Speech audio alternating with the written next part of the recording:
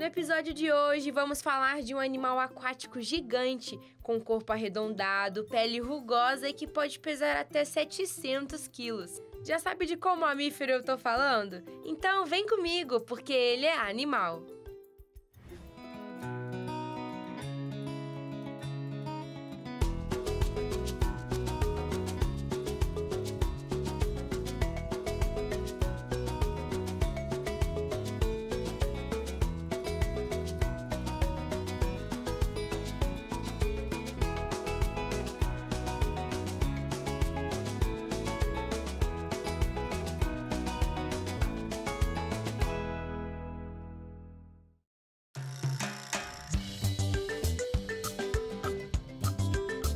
Apesar do nome, peixe-boi não é peixe, e sim um mamífero aquático.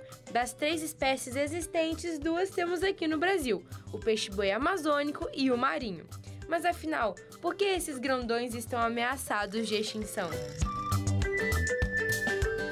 O peixe-boi é ameaçado de extinção por várias questões, e uma delas é porque ele é um mamífero de reprodução lenta, com cuidados parentais super longos, que sofreu muito no passado com a pressão da caça e hoje em dia sofre as ameaças da alteração dos ambientes onde eles vivem, né? Nos rios e nas praias do Nordeste do Brasil.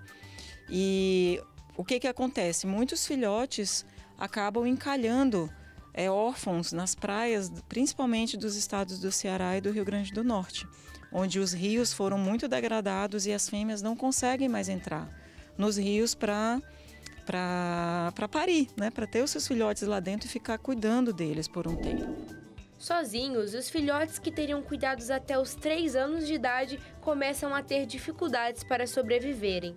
E aí, os institutos entram em ação e começam um longo processo de cuidado com os peixes-bois.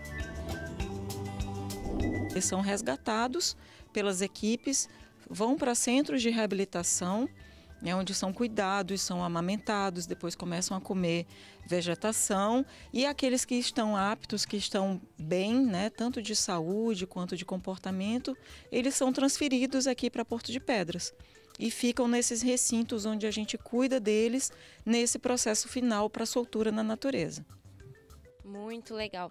E vamos falar agora um pouquinho sobre o peixe-boi em geral. É um animal que a gente não vê por todo lugar. Quais são algumas peculiaridades, curiosidades desse animal?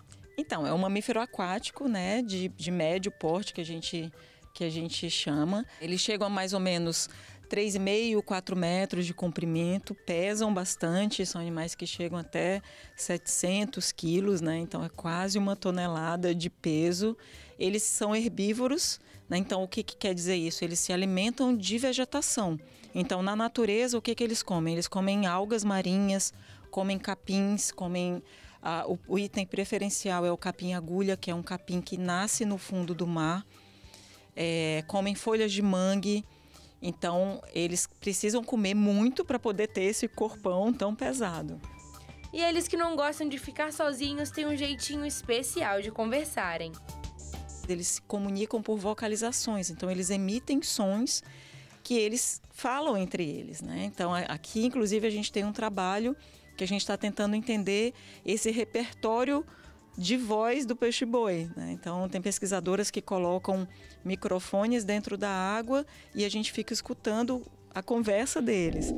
Além de analisar comportamentos e alimentar esses grandões com muita comida, a base avançada do Instituto Chico Mendes também monitora a localização de cada um, mesmo após a soltura, porque pode acontecer deles se machucarem ou até irem para um local perigoso, onde não conseguiriam sobreviver. Todo esse acompanhamento é mais que necessário, principalmente quando se fala de um animal que está ameaçado de extinção e ainda tem baixa reprodutividade. A mãe tem uma longa gestação, entre 11 e 13 meses, e depois ainda fica 3 anos ensinando tudo que o filhote precisa saber. Normalmente nasce somente um filhote. Esses animais são extremamente dependentes do ambiente dos rios, né, dos estuários. Eles precisam dos manguezais porque eles precisam tomar água doce. Então, eles buscam os rios tanto para tomar água doce, quanto as fêmeas buscam para no momento do nascimento dos filhotes e para ter uma área bem abrigada para cuidar desses filhotes por um tempo. Muito legal. E aqui onde a gente está nesse local, temos dois, né? Vamos mostrar aqui pro pessoal de casa. Fala pra gente o nome deles, eles estão se alimentando agora. Aqui a gente tem dois machos, é o açu e o netuno, que são animais que viveram. O açu foi resgatado também, como eu falei, né, um filhotinho nas praias. Eles foram reabilitados no centro de reabilitação do ICMBio, né, do Centro Mamíferos Aquáticos, que fica em Itamaracá, em Pernambuco. Os veteranos açu e netuno são animais com mais de 20 anos, mas mesmo assim ainda não possuem condições de soltura. Ou seja, eles não conseguiram se adaptar para viverem sozinhos. Mas eles continuam desempenhando o papel deles na reprodução da espécie. Então eles ficam nesse recinto, onde são muito bem tratados e cuidados. E assim, o Instituto devolve para a sociedade, para escolas, crianças, famílias, uma oportunidade de viver uma experiência marcante. E a gente está aqui em um passeio de jangada no rio Tatuamunha, em Porto de Pedras, onde a gente vê o animal de perto. Esse peixe-boi, que é um animal que infelizmente está em extinção, e aqui as pessoas elas têm a oportunidade de conhecer as curiosidades, a importância do peixe-boi para nós seres humanos. E essa jangada aqui não tem motor não, viu? São duas pessoas que estão aqui, dois homens fortes que fazem essa movimentação pelo rio. Tem também um guia turístico e aqui as pessoas elas aprendem de perto a importância do peixe-boi. Você pode estar se perguntando, por que sem motor? O dispositivo que converte energia elétrica em energia mecânica é um grande vilão para os peixes-bois, por ser muito cortante e barulhento. E para aqueles que ainda têm a coragem de perguntar por que devemos preservar os peixes-bois, a resposta é longa, mas dá para resumir pontuando os principais impactos que a extinção causaria. Vai impactar todo o ambiente de manguezal, que é extremamente importante para o ser humano, né? Os manguezais são considerados berçários, né? Dentro do ambiente marinho e estuarino. O peixe-boi está dentro dessa cadeia, fertilizando, né, esses peixes pequenos, essas larvas dos caranguejos, dos peixes, vão se alimentar, né,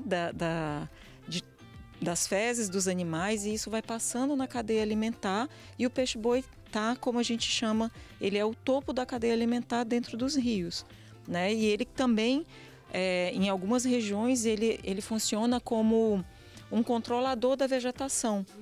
Às vezes, no período das chuvas, desce muita vegetação dos rios e às vezes acaba atrapalhando inclusive a navegação dentro dos rios. Entope, por exemplo, locais que têm hidrelétricas, as turbinas acabam ficando entupidas de muita vegetação, e onde tem peixe-boi isso não acontece, porque eles estão se alimentando e estão ajudando a controlar a vegetação.